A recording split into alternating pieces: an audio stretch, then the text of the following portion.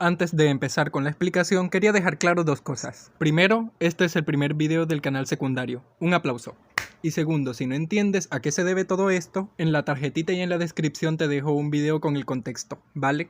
Gracias. Para hacer el efecto parallax del video que te acabo de mencionar, utilicé unas fórmulas un tanto curiosas que involucraban al personaje, al fondo y estas otras cositas de aquí. Pero no te asustes, ¿vale? Porque vamos a ir paso a paso para que puedas entender todo esto que estás viendo en pantalla. Comencemos por lo básico. Imagina que tienes una recta numérica en la que se va a desplazar el fondo y el personaje. Digamos que la posición del fondo es equivalente a X, es decir, la posición del personaje.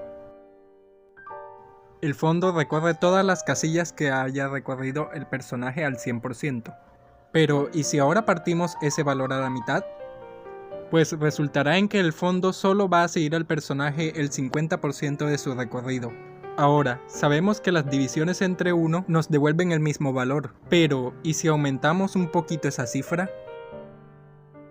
Notaremos que hay un pequeño desfase, ya que le estamos quitando parte del recorrido del personaje. ¿Y si el número es mucho más grande? Pues estaríamos fragmentando tanto la posición del personaje que simplemente apenas el fondo se mueve. Con esto nos hemos dado cuenta de algo, que el desfase que vaya a tener el fondo va a depender en gran medida del tamaño del denominador, y ese denominador es equivalente al desfase, porque es la cantidad de movimiento que va a tener el fondo en relación a la posición del personaje. Ahora, hablemos de la función inversa. Imaginemos que esta cajita de color azul es equivalente al denominador. ¿Cuántas cajas o qué tanto de la caja necesitamos para que sea equivalente a 1? En el caso de abajo necesitamos fragmentarla, por eso nos da 0,25. Pero en el caso de arriba necesitamos más de una para que sea equivalente a 1. La razón por la que utilizamos la función inversa es porque nos ayuda a saber cuándo el fondo se tiene que adelantar. Si tenemos que esperar un buen rato o con unos cuantos segundos basta. Ahora, tenemos que hacerle unas cuantas modificaciones a la gráfica, de lo más simple a lo más complejo. Por naturaleza, el origen de la gráfica es el punto 0, 0, pero recordemos que nuestro punto de origen para el desfase debía ser 1, 1, así que le restamos 1 a D para que la gráfica se desplace hacia la derecha. Y posteriormente le sumamos 1 al resultado para que la gráfica se desplace hacia arriba. Con esto ya sabemos de dónde viene la variable ecuación. Pero, ¿y esta otra cosita de aquí? Vale, para entenderlo vamos a volver a utilizar el fondo y al personaje y veremos cómo evoluciona poco a poco ayudando a adelantar al fondo a su debido tiempo. Vamos a seguir diciendo que la posición del fondo es equivalente a la posición del personaje entre desfase, y desfase es equivalente a 2. Empecemos dividiendo la posición del personaje entre el ancho del fondo.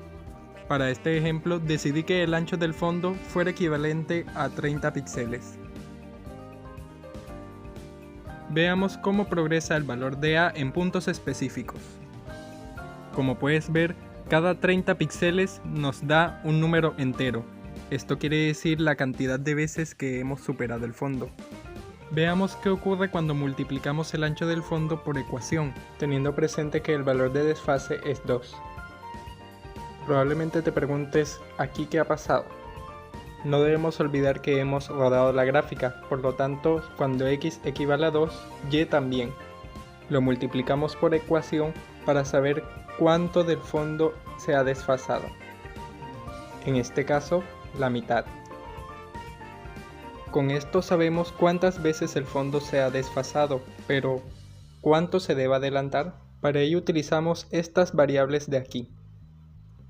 Para entenderlas, vamos a ver cómo se comporta el fondo fuera de la zona visible. Pero antes entendamos qué es round. Round no es más que una función matemática que utilizamos para redondear las cifras a su entero más cercano. Lo usaremos para que el fondo se adelante cada vez que llegue a un número entero, y ese número entero va a ser la cantidad de veces que se ha desfasado el fondo. He añadido un marco anaranjado para que sirva de analogía de la parte que se verá en pantalla. Al redondear nos daremos cuenta de que aquí hay un error. A los 30 píxeles el fondo todavía sigue viéndose en pantalla, Para arreglarlo, hacemos algo similar a lo que hicimos con la variable ecuación. Agregamos cifras para así rodar la gráfica. En este caso, restamos el ancho del fondo a la posición del personaje para que, tal cual pasó con ecuación, rodemos la gráfica hacia la derecha. Dejamos que la fórmula haga su trabajo y, como puedes ver, ahora es correcta en su predicción. Y finalmente multiplicamos ese valor por el ancho del fondo, ya que el resultado lo vamos a sumar a la posición del fondo. A continuación te mostraré ejemplos en tiempo real. Sin nada más que decir, me despido.